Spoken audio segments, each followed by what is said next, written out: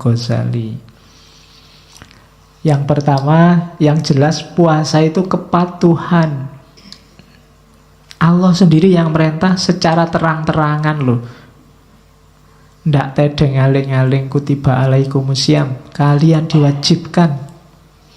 Maka puasa yang pertama-tama bermakna kepatuhan kita pada Allah.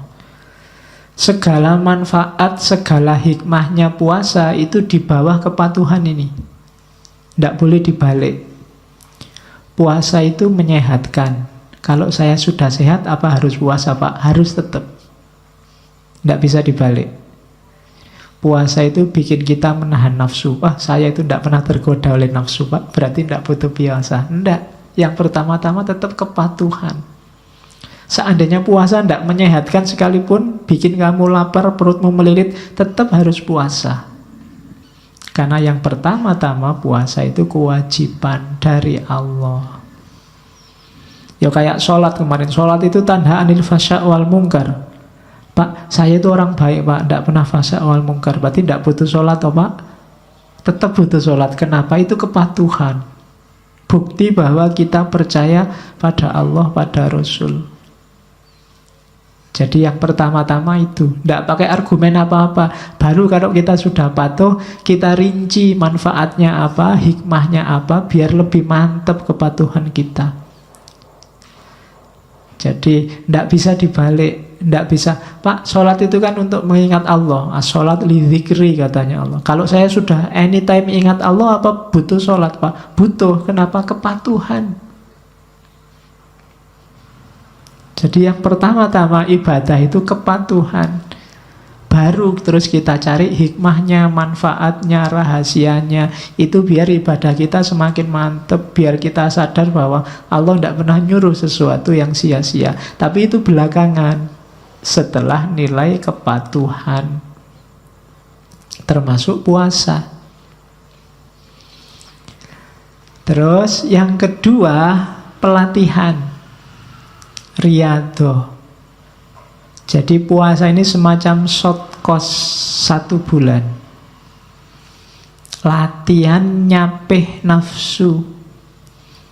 Latihan mengendalikan diri, menguasai diri. Itu puasa. 1 bulan penuh kita dilatih. Saya tidak tahu sukses apa enggak. Kalian sendiri yang ngerti. Jangan sampai short course hanya tinggal short course, seminar hanya tinggal seminar. Harus fokus pada hasilnya. Biar besok benar-benar merayakan Idul Fitri, kembali fitrah. Jadi latihan terus. Dalam puasa, usahakan, saya bilang tadi ada target-target spiritual. Riyadhah. Ya yang nomor 1, latihan nafsu. Berani nggak misalnya khusus 1 bulan Ramadan besok, Pak, saya buka WA hanya setelah maghrib sampai isya misalnya. Saya buka WA hanya kalau mau tidur, Pak, misalnya. Atau saya tidak akan lagi posting tentang yang dunia-dunia, Pak, 1 Ramadan ini. Saya ngomongnya akhirat aja misalnya. Ya tidak apa-apa, itu kan latihan.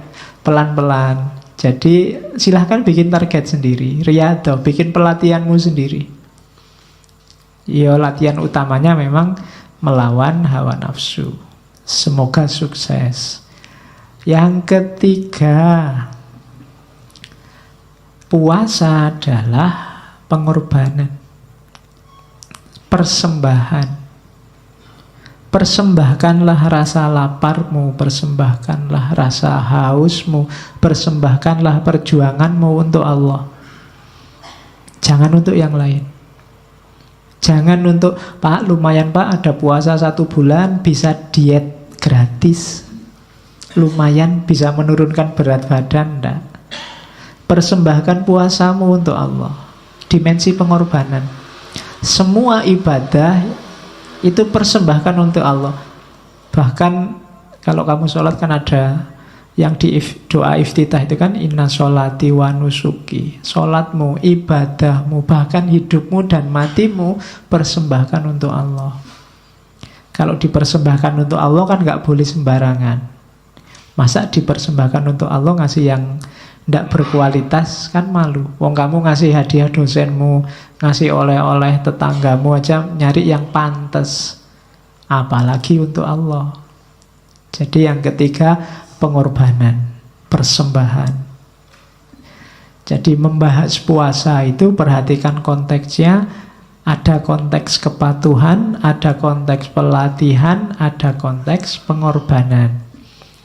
Yang keempat, ada konteks penyucian, pembersihan diri, tazkiyatun nafas.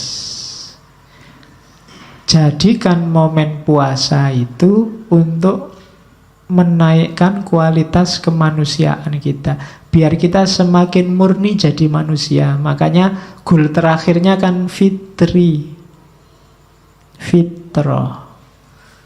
Jadi harusnya besok hari terakhir puasa kita jadi orang yang cerah, karena kita sudah fitrah. Jadi dimensinya penyucian, lahir dan batin. Kemudian dimensi puasa yang kelima itu perjuangan, jihad dan mujahadah. Contoh mujahadah, jihadun nafas yang paling kelihatan itu puasa. Di situ kita berperang, perang paling besar. Kan Nabi bilang, habis perang Badar, Nabi bilang kita kembali dari perang kecil menuju perang besar. Perang besar apa? Mengalahkan diri sendiri. Antara lain lewat puasa. Terus yang keenam, keikhlasan. Satu-satunya puasa yang dimensinya ikhlas, karena yang hanya Allah yang tahu, itu puasa, satu-satunya ibadah. Yang ikhlasnya bisa murni tanpa terkontaminasi hal-hal lain, itu puasa. Kalau orang sudah lillahi ta'ala puasa, mungkin tidak ada orang tahu. Kalau sholat kelihatan, kusuk tidak kusuk kelihatan, tapi kalau puasa tidak kelihatan, seperti dijelaskan di depan. Terus yang terakhir, baru puasa itu bisa masuk ke level hikmah dan iktibar. Kalau ada orang bahas puasa dari segi kesehatan, itu level hikmah dan iktibar. Puasa dari segi harmoni sosial, itu level hikmah dan iktibar. Dari puasa kita bisa mengambil pelajaran apa? Itu hikmah dan iktibar. Dari puasa kita peka secara sosial, itu hikmah dan iktibar. Level terakhir dari puasa. Jadi ternyata puasa konteksnya banyak, dimensinya banyak. Otomatis manfaat dan dampaknya juga banyak. Itu cerdasnya seorang Ghazali. Kalau kita mikir sendiri mungkin tidak nyampe ke sini. Kita kan ngertinya cuma pokoknya puasa itu menahan lapar, haus, dan hubungan seksual, itu tok. Di luar itu tidak nyampe. Pokoknya itu sama khataman Al-Quran, itu pun nggak sukses-sukses.